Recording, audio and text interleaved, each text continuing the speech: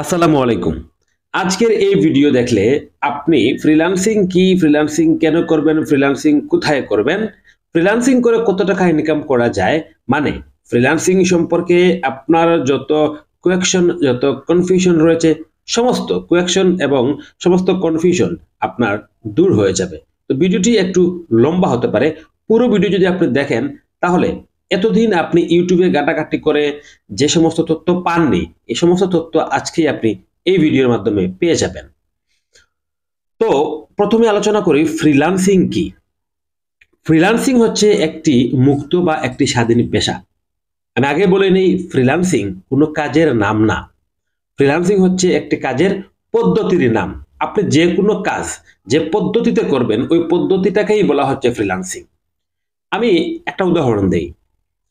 একজন ডাক্তার যখন উনি সরকারি মেডিকেলে চাকরি করেন, মানে সরকারি মেডিকেলে যখন উনি ওনার দায়িত্ব পালন করেন, ডিউটি করেন, তখন এই সময়ে উনি একজন চাকুরিজীবী। সরকারি মেডিকেল থেকে বের হওয়ার পর বিকেল বেলা উনি যখন ওনার চেম্বারে কোনো রুগী দেখেন, তখন তিনি একজন ফ্রিল্যান্সার। কেন তিনি ফ্রিল্যান্সার? কারণ ওই সময়ে উনি কতজন রুগী দেখবেন, আজকে রুগী দেখবেন কি দেখবেন না, কত টাকা ফি নেবেন, এই সমস্ত বিষয় উনি নিজেই নির্বাচন করেন বা নিজেই ঠিক করে থাকেন। এই জন্য উনি একজন ফ্রিল্যান্সার, কারণ উনার এই সময়ের কাজে উনি একজন স্বাধীন। আপনি কি করবেন? আপনিও বিভিন্ন কাজ শিখবেন। ধরেন আপনি ডিজিটাল মার্কেটিং শিখেছেন, বা ধরেন ওয়েব ডেভেলপমেন্ট পারেন, ডাটা এন্ট্রি পারেন, লিড জেনারেশন পারেন, গ্রাফিক্স ডিজাইন পারেন। আপনি এই যে কাজগুলো পারেন, এই কাজগুলা যে পদ্ধতিতে করবেন সেই পদ্ধতির নাম হচ্ছে কি আপনার ফ্রিল্যান্সিং। ফ্রিল্যান্সিং এবং আউটসোর্সিং নামে দুইটা শব্দ আছে। অনেকেই মনে করেন বিষয়টা একই। আসলে ফ্রিল্যান্সিং এবং আউটসোর্সিং এক বিষয় না। আমরা যারা কাজ করি, এই কাজ করাকে বলে ফ্রিল্যান্সিং করা, আর যারা আমাদেরকে দিয়ে কাজ করায় তাদের এই কাজ করানোকে বলে আউটসোর্সিং। মানে হচ্ছে বায়াররা আউটসোর্সিং করে তারা বলতে পারে যে তারা আউটসোর্সিং করছে, আর আমরা যারা কাজ করব আমরা বলি যে আমরা ফ্রিল্যান্সিং করছি। এখন আসেন, ফ্রিল্যান্সিং আসলেই কি মুক্ত পেশা? আমরা সভা, সেমিনার বা যে কোনো ভিডিওতে বা একটু আগে আমিও বলেছি যে ফ্রিল্যান্সিং মানে মুক্ত পেশা, স্বাধীন পেশা। আসলে যেভাবে আমরা বলে থাকি ফ্রিল্যান্সিং ঠিক ওইভাবে এতটা মুক্ত এবং অতটা স্বাধীন পেশা না। কারণ ওইখানে আপনাকে প্রচুর পরিমাণ কাজ করতে হবে। আমি পার্সোনালি মনে করি, আপনি যদি কোনো চাকরি করেন, সেই চাকরিতে যে পরিমাণ আপনি প্রেসারে থাকবেন, তার থেকেও বেশি প্রেসারে আপনাকে ফ্রিল্যান্সিং এ থাকতে হবে। চাকরি আপনি হয়তো সকাল 10টার সময় অফিসে যাচ্ছেন, বিকাল 4টার সময় আসছেন, একটা নির্দিষ্ট টাইম রয়েছে। ফ্রিল্যান্সিং এর বেলায় যে কোনো সময় আপনাকে যে কোনো কাজ করা লাগতে পারে। তো আমি বলবো, যেভাবে আমরা ফ্রিল্যান্সিং স্বাধীন এবং মুক্ত পেশা মনে করি, আসলে ফ্রিল্যান্সিং ততটা স্বাধীন এবং মুক্ত পেশা না। চাকরি এবং ফ্রিল্যান্সিং এর মধ্যে পার্থক্য কতটুকু? দেখুন, চাকরি হচ্ছে একটা নির্দিষ্ট সময়, সকাল 8টার সময় ঘুম থেকে উঠতে হবে এবং আপনাকে নির্দিষ্ট সময় অফিসে যেতে হবে। আর ফ্রিল্যান্সিংটা যদি আপনি ইচ্ছে করেন যে আপনার পছন্দ মতো সময় করতেন, তাহলে আপনি আপনার পছন্দ মতো সময়ে আপনি ওইখানে করতে পারবেন। চাকরিতে আপনি একটা ফিক্সড স্যালারি পাচ্ছেন, ধরেন 30,000 টাকা বেতন পাচ্ছেন। আপনি যতই পরিশ্রম করেন না কেন, আপনি ওইখান থেকে বেশি টাকা ইনকাম করতে পারবেন না। হয়তো বা কয়েক বছর পর আপনার প্রমোশন হতে পারে, কিছু টাকা আপনার স্যালারি বৃদ্ধি পেতে পারে। কিন্তু ফ্রিল্যান্সিং এ আপনি যত বেশি সময় এখানে স্পেন্ড করবেন, আপনি তত বেশি টাকা এখান থেকে ইনকাম করতে পারবেন। আর একটা কথা বলি, যদি আপনি চাকরি করে থাকেন, তাহলে আমি কখনো বলবো না আপনাকে যে আপনি চাকরি ছেড়ে দিয়ে ফ্রিল্যান্সিং এ আসেন। কারণ চাকরিটা হচ্ছে আপনার স্থায়ী, ফ্রিল্যান্সিংটা স্থায়ী না।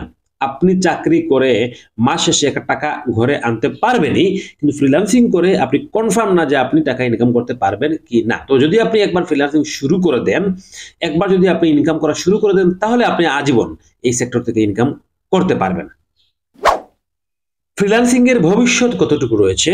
অনেকে কনফিউশনে আছেন যে আমি ফ্রিল্যান্সিং এ যাব কিনা, ভবিষ্যতে এই কাজগুলো থাকবে কিনা, ইত্যাদি ইত্যাদি প্রশ্ন আছে অনেকের মনে। তো আমি আপনাদেরকে বলি, ফ্রিল্যান্সিং এর ভবিষ্যৎ সুদূর প্রসারী। অনেক বছর পর পর্যন্ত আপনি ফ্রিল্যান্সিং করতে পারবেন, আজীবন আপনি ফ্রিল্যান্সিং করতে পারবেন। কারণ দেখেন, ফ্রিল্যান্সিং এ আসলে আমরা কি কাজ করি? ফ্রিল্যান্সিং এ আমরা যে কাজগুলো ধরেন, আপনার কেউ গ্রাফিক্স ডিজাইন করে, কেউ ওয়েব ডেভেলপমেন্ট করে, কেউ ডিজিটাল মার্কেটিং করে, লিড জেনারেশন করে, ডাটা এন্ট্রি করে, এসইও করে। তো এই যে কাজের চাহিদা, এই কাজের চাহিদাগুলো দিন দিন বাড়ছে না কমছে? কাজের চাহিদা কিন্তু বাড়ছে। মানুষ দিন দিন আরো ডিজিটালাইজেশনের দিকে এগিয়ে যাচ্ছে। মানুষের ব্যবসা বাণিজ্য সবকিছু অনলাইন ভিত্তিক হচ্ছে। তো এই সবগুলা বিষয় যদি অনলাইন ভিত্তিক হতে থাকে, তাহলে ফ্রিল্যান্সিং এর চাহিদা কমে যাওয়ার কথা না। কারণ মানুষ যত বেশি ডিজিটালাইজেশন হবে, মানুষের ব্যবসা বাণিজ্য যত বেশি আপনার অনলাইন কেন্দ্রিক হবে, তত বেশি ফ্রিল্যান্সিং কাজের চাহিদা থাকবে। শিক্ষাগত যোগ্যতা কতটুকু ফ্রিল্যান্সিং এর? ফ্রিল্যান্সিং এর এমন কোনো নিয়ম নাই যে আপনাকে মাস্টার্স পাস হতে হবে, ডিগ্রি পাস হতে হবে, অনার্স, ইন্টারমিডিয়েট, এইচএসসি বা 8 পাস হতে হবে, এমন কোনো কিছু এখানে নেই। আপনি যদি মোটামুটি ম্যাচিউরড হন এবং মোটামুটি আপনি যদি ইংরেজি বুঝতে পারেন, তাহলে আপনি ফ্রিল্যান্সিং করতে পারবেন। ফ্রিল্যান্সার হতে কতদিন সময় লাগে? ফ্রিল্যান্সার হতে কতদিন সময় লাগে প্রশ্নটার সঠিক উত্তর দেওয়াটা আসলে খুবই কষ্টের। আপনি যদি ভালো করে পরিশ্রম করেন তাহলে ডিপেন্ড করবে এটা আপনার উপর। তাও এক একটা টপিকস নিয়ে এক একটা সময় রয়েছে এখানে। ধরেন আপনি চাচ্ছেন শুধুমাত্র ফেসবুক মার্কেটিং দিয়ে আপনি ফ্রিল্যান্সিং করবেন, এই ক্ষেত্রে আপনার 1 মাস সময় লাগবে। ধরেন আপনি চিন্তা করছেন যে আপনি ডিজিটাল মার্কেটিং এর পুরো সেক্টর আপনি শিখে ফেলবেন, এই ক্ষেত্রে আপনার 2 থেকে 3 বছর সময় লাগতে পারে। আপনি ঠিক করেন যে ডিজিটাল মার্কেটিং এর শুধুমাত্র আমি এসইও নিয়ে কাজ করব, তাহলে ধরেন আপনি এখানে 3 মাস সময় স্পেন্ড করলে আপনি পুরোপুরি কাজ শিখে যাবেন। আপনি চিন্তা করলেন গ্রাফিক্স ডিজাইন শিখবেন, 1 থেকে 1.5 বছর লাগতে পারে। হ্যাঁ, ঠিক এইভাবে। তো অ্যাকচুয়ালি কতদিন সময় লাগবে এই কথাটা বলা ঠিক না, তবে মোটামুটি আপনাকে 6 মাস পর্যন্ত এখানে ধৈর্য ধরতে হবে। কি কি কাজ করতে হয়? আমি পূর্বে বলেছি যে ফ্রিল্যান্সিং কোনো কাজের নাম না, ফ্রিল্যান্সিং হচ্ছে একটি কাজের পদ্ধতির নাম। এখন আপনি কি কাজ এখানে করবেন? অনেক ক্যাটাগরির কাজ রয়েছে, হাজার হাজার লক্ষ রকমের কাজ রয়েছে। আপনি সেই কাজগুলো করতে পারেন। যেমন ওয়েব ডেভেলপমেন্ট হতে পারে, গ্রাফিক ডিজাইন হতে পারে, ডিজিটাল মার্কেটিং হতে পারে, তারপর এথিক্যাল হ্যাকিং হতে পারে। আর ডিজিটাল মার্কেটিং এর মধ্যে অনেক পার্ট রয়েছে, এসইও হতে পারে, এসইও এর মধ্যে পার্ট রয়েছে, অন পেজ এসইও রয়েছে, অফ পেজ এসইও রয়েছে, লোকাল এসইও রয়েছে। ঠিক আছে? তো আপনাকে এখানে অনেক কাজ যে জানতে হবে তা না, আপনি এই অনেক কাজের মধ্যে যে কোনো একটা কাজ শিখে ওই কাজটা দিয়েই আপনি ফ্রিল্যান্সিংটা শুরু করতে পারবেন এবং ওই কাজ দিয়েই আপনি কিন্তু আপনার ক্যারিয়ার বিল্ড আপ করতে পারবেন। কাদের জন্য ফ্রিল্যান্সিং শেখা উচিত না বা কাদের ফ্রিল্যান্সিং আসা উচিত না? প্রত্যেক জিনিস শেখার একটা যোগ্যতা রয়েছে। আপনার যদি আর্থিক অবস্থা এমন হয় যে আগামী মাস থেকে আপনার ঘর চালাতে হবে, মানে আপনার ঘরে বাজার সদাই করতে হবে, ফ্যামিলি মেনটেন করতে হবে, আগামী মাস থেকেই আপনাকে ইনকাম করতে হতে, আমি বলবো আপনাদের জন্য ফ্রিল্যান্সিং এ আসা উচিত না। মোটামুটি 6 মাস থেকে 1 বছর যদি ধৈর্য ধরে আপনি এই সেক্টরে থাকতে পারেন, এই পরিমাণে ব্যাকআপ যদি আপনার থাকে ফ্যামিলিতে, তাহলে আপনি ফ্রিল্যান্সিং করতে পারবেন। না হয় আমি বলবো আপনি আগে কোথাও চাকরিতে যান, এই চাকরি টাকরি করেন, চাকরির পাশাপাশি ফ্রিল্যান্সিং শিখেন। যখন আপনি চাকরির পাশাপাশি ফ্রিল্যান্সিং শিখে আপনি নিজেই বুঝতে পারবেন যে আপনি এই মুহূর্তে ফ্রিল্যান্সিং করে ইনকাম করতে পারবেন কিনা, তখন না হয় আপনি চাকরি ছেড়ে দিয়ে ফ্রিল্যান্সিং এ আসবেন। আর আপনি যদি এখন স্টুডেন্ট হন, ধরেন আপনি এখন অনার্স 3rd ইয়ারে পড়েন বা অনার্স 2nd ইয়ারে পড়েন, যদি এই অবস্থায় হন আপনি, তাহলে আপনি এই বাকি 2 বছর যে আপনার অনার্স কমপ্লিট করার জন্য বাকি রয়েছে, এই 2 বছরে আপনার ফ্রিল্যান্সিংটা ট্রাই করতে পারেন। বা আপনি যদি একেবারে বেকার হন, যে আপনি আপনার ফ্যামিলিতে ব্যাকআপ আছে কয়েক মাস আপনাকে সাপোর্ট দেওয়ার জন্য, তাহলে ফ্রিল্যান্সিংটা আপনার জন্য। আর যদি আপনি যদি ইংরেজি একেবারেই না জেনে থাকেন, তাহলে আমি বলবো ফ্রিল্যান্সিংটা আপনার জন্য না। আপনার যদি ধৈর্য না থাকে, তাহলে আমি বলবো ফ্রিল্যান্সিংটা আপনার জন্য না। ফ্রিল্যান্সিং আপনি কোথায় করবেন?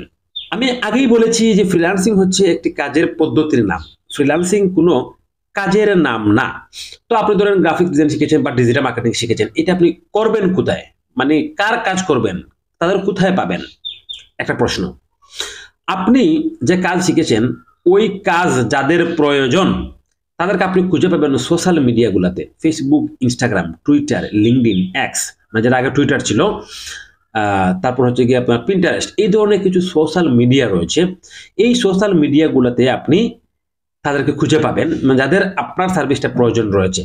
তাছাড়া মার্কেট প্লেস রয়েছে, বিশেষ করে ফ্রিল্যান্সারদের যে মূল যে জায়গা যেটা সেটা হচ্ছে মার্কেট প্লেস। আপনি এই মার্কেট প্লেসের মধ্যেও আপনি কাজ করতে পারবেন, মানে মার্কেট প্লেসের মধ্যে আপনার ক্লায়েন্ট আপনি এখান থেকে খুঁজে নিয়ে আসতে পারবেন। এখন প্রশ্ন হচ্ছে যে মার্কেট প্লেস জিনিসটা কি? মার্কেট প্লেস হচ্ছে এমন কিছু ওয়েবসাইট যেখানে আপনি অ্যাকাউন্ট করবেন কাজ পাওয়ার জন্য, এবং আপনার ক্লায়েন্ট যারা রয়েছে তারা এখানে অ্যাকাউন্ট করবে কাজ ওয়ার্কারকে খুঁজে নেওয়ার জন্য। তো অনেকগুলো মার্কেট প্লেস রয়েছে, অনেকগুলো মার্কেট প্লেসের মধ্যে রয়েছে আপনার আপওয়ার্ক, ফাইবার, পিপল পাওয়ার, গুরু, ফ্রিল্যান্সার সহ অনেক জনপ্রিয় মার্কেট প্লেস রয়েছে। তো আপনি এই মার্কেট প্লেসগুলোর মাধ্যমে আপনি কাজ করতে পারেন। এখন হচ্ছে টাকা হাতে আসবে কিভাবে? আপনি ফ্রিল্যান্সিং করলেন, অনেকে আসলে ভাবেন এটা নিয়ে যে আমি টাকা কিভাবে পাবো বা টাকা আমার হাত পর্যন্ত কিভাবে পৌঁছাবে। সহজভাবে বলি, আপনার কোনো আত্মীয়-স্বজন যদি দেশের বাইরে থাকে, লন্ডন, আমেরিকা, কানাডা থাকে, সে আপনাকে যেভাবে টাকা পাঠাবে, আপনি ঠিক ওইভাবে আপনার ক্লায়েন্টের টাকা হাতে পেতে পারেন। আমি আরো সহজ করে বলি, আপনি যে মার্কেট প্লেসে কাজ করবেন, ওই মার্কেট প্লেসের মাধ্যমে আপনি টাকা পাবেন। ধরুন আপনি ফাইবারে কাজ করবেন, তো ফাইবারে কি করবে, যখন কোনো ক্লায়েন্ট অর্ডার করবে, আপনাকে কাজ দিবে, তখন অর্ডার দেওয়ার সময় সে ফাইবারে টাকা জমা দিয়ে দিবে। ফাইবার হচ্ছে একটা মধ্যস্থকারী প্রতিষ্ঠান বলতে পারেন। যখন আপনি কাজ শেষ করে ফেলবেন, তখন ফাইবার আপনাকে পেমেন্টটা দিয়ে দিবে। ঠিক আছে?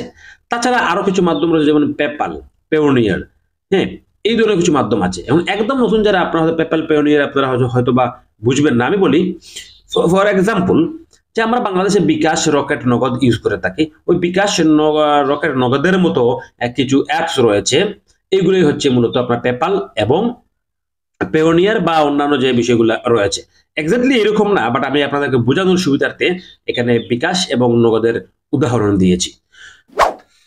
কতটুকু ইংরেজি জানতে হবে? আমি আগেই বলেছি, বা আমি প্রত্যেকটা ভিডিওতে বলি, যে ফ্রিল্যান্সিং শেখার জন্য আপনাকে বেশ ভালো পরিমাণ ইংরেজি জানতে হবে। তো কতটুকু সেটা, আপনাকে যে অনর্গল ইংরেজিতে কথা বলতে হবে তা না। ধরেন আপনি ইংরেজিতে কোনো কিছু লিখে কাউকে বোঝাতে পারেন, বা কেউ আপনাকে ইংরেজিতে কোনো কিছু যদি বলে বা লিখে দেয়, আপনি সেটা পড়ে বাংলাটা বুঝতে পারেন। এই যোগ্যতা যদি আপনার মধ্যে থাকে, তাহলে আপনি ফ্রিল্যান্সিং করে ইনকাম করতে পারবেন।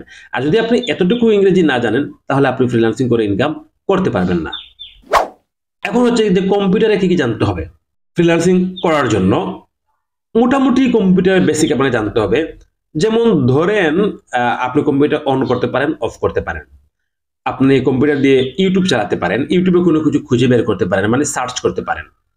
ঠিক আছে? আপনি ধরেন এখানে গুগল ড্রাইভটা ইউজ করতে পারেন, কোনো ফোল্ডার তৈরি করতে পারেন, কাট, কপি, পেস্ট এগুলো করতে পারেন। এই জাস্ট এতটুকু জানলে আপনি ফ্রিল্যান্সিং শিখতে পারবেন। মোবাইল দিয়ে ফ্রিল্যান্সিং হয় কিনা জাতীয় একটা প্রশ্ন। মোবাইল দিয়ে ফ্রিল্যান্সিং হয় না। আমি যদি আপনাকে এক বাক্যে বলি, মোবাইল দিয়ে ইনকাম করা যায়। ইনকাম করা আর ফ্রিল্যান্সিং বা ফ্রিল্যান্সার হওয়া এক কথা না। মোবাইল দিয়ে বিভিন্ন অ্যাপস আছে, ওই অ্যাপসে কাজ টাজ করে, আরো কি যেন কিভাবে করে, আমি এটা এত অভিজ্ঞ নয় যে মোবাইল দিয়ে কাজ করার ক্ষেত্রে। তো আপনি ওই ক্ষেত্রে 10-20 টাকা, 50 টাকা প্রতিদিন ইনকাম করতে পারবেন, কিন্তু মোবাইল দিয়ে আপনি ফ্রিল্যান্সিং করতে পারবেন না। কিছু কিছু কাজ ফ্রিল্যান্সিং এর আছে, মোবাইল দিয়ে আপনি করতে পারবেন। তো আমার মনে হয় এই কাজগুলো যদি আপনি মোবাইল দিয়ে করতে যান, তাহলে আপনি ফ্রিল্যান্সিং থেকে ঝরে পড়ে যাবেন, ডিমোটিভেট হয়ে যাবেন। কারণ মোবাইল দিয়ে কাজ করার ক্ষেত্রে অনেক প্রতিবন্ধকতা রয়েছে, যে প্রতিবন্ধকতাটা কিন্তু কম্পিউটারের মধ্যে নেই। তো আমি বলবো যে আপনি যদি ফ্রিল্যান্সিং করে ক্যারিয়ার বিল্ড আপ করতে চান, তাহলে মোবাইল দিয়ে ফ্রিল্যান্সিং করা যায় কি না যায়, এই প্রশ্নটা মাথা থেকে ঝেড়ে ফেলে দেবেন। আপনি অবশ্যই একটা কম্পিউটার কিনবেন, সেটা নতুন হতে পারে অথবা পুরাতন হতে পারে। এখন ধরেন আপনি কম্পিউটার কিনবেন, আপনার প্রশ্ন হচ্ছে যে আপনি ডেস্কটপ কম্পিউটার কিনবেন না ল্যাপটপ কম্পিউটার কিনবেন।